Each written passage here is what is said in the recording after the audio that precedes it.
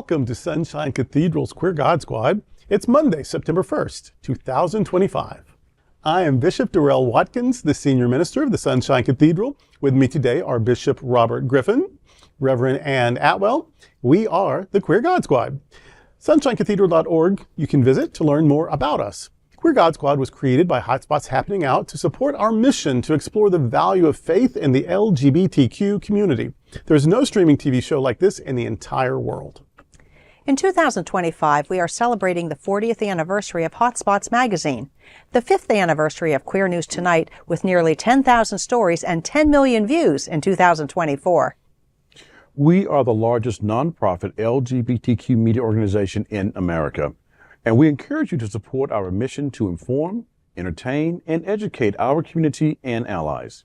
Like and share this episode and watch us Monday through Friday at 3 p.m. or on demand. This is the Sunshine Cathedral Perspective. Queer God Squad discusses if trans wrestling is the cure for toxic masculinity.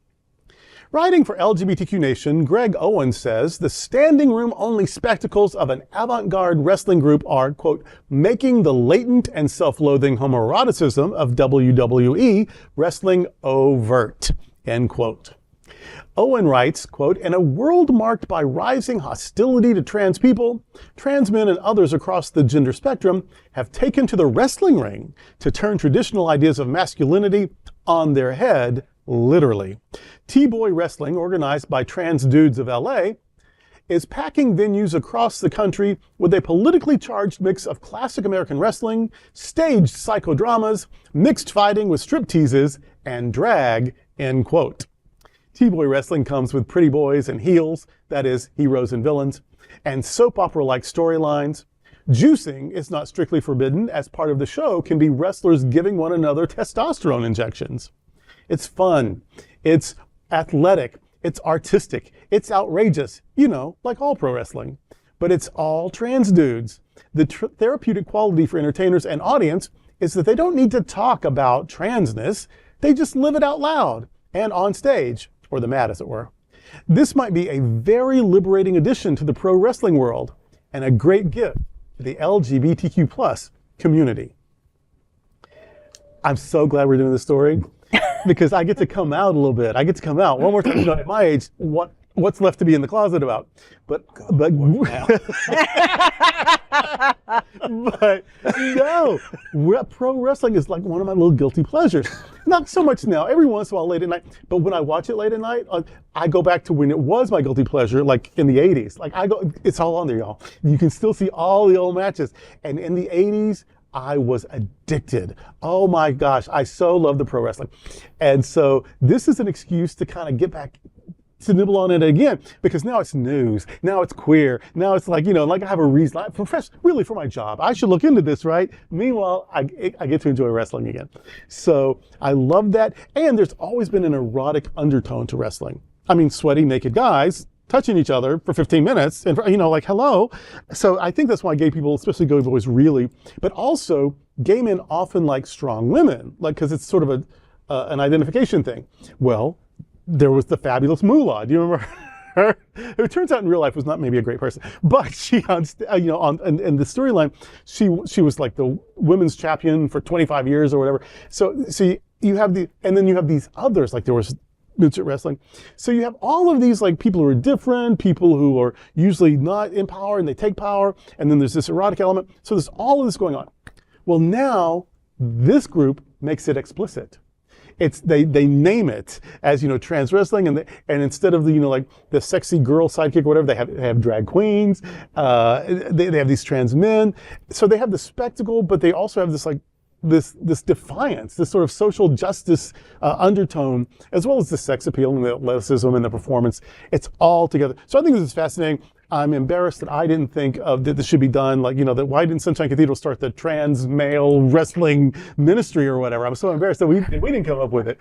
But it's fascinating to me, and I'm very excited about it because I think it is a way to just to get people more involved and out and claiming their agency and featuring it rather than, you know, justifying it or hiding it or whatever. No, just featuring it and putting it out in everybody's faces. I love it so much. we are just Yo, I wish I could hear released. and feel the silence. They were like, what is he on about? Anyway, go ahead.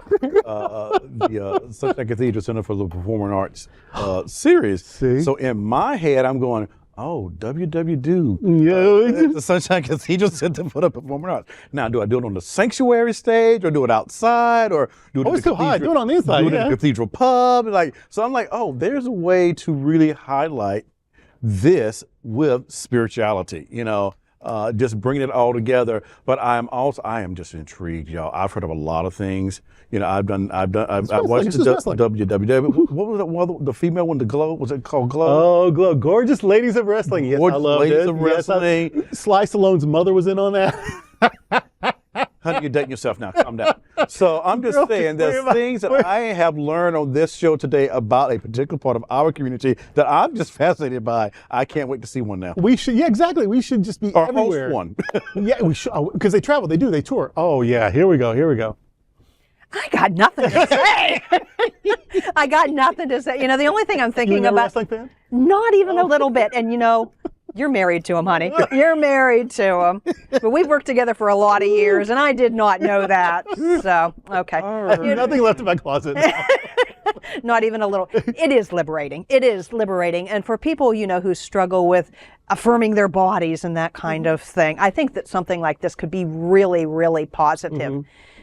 If Sunshine Cathedral hosts it, I'm not going to come. No. But Who's going to work the pub? I will work the pub. I will work the pub. I will do whatever. But that whole, you know what? But it's that whole Sunday chime that our percussionists ring Sunday morning. Is that what you want me to do? You want me to ring the chime? Okay. The lesbians will be ringing the chime. We've got RuPaul's Drag Race. We've got the drag pageants.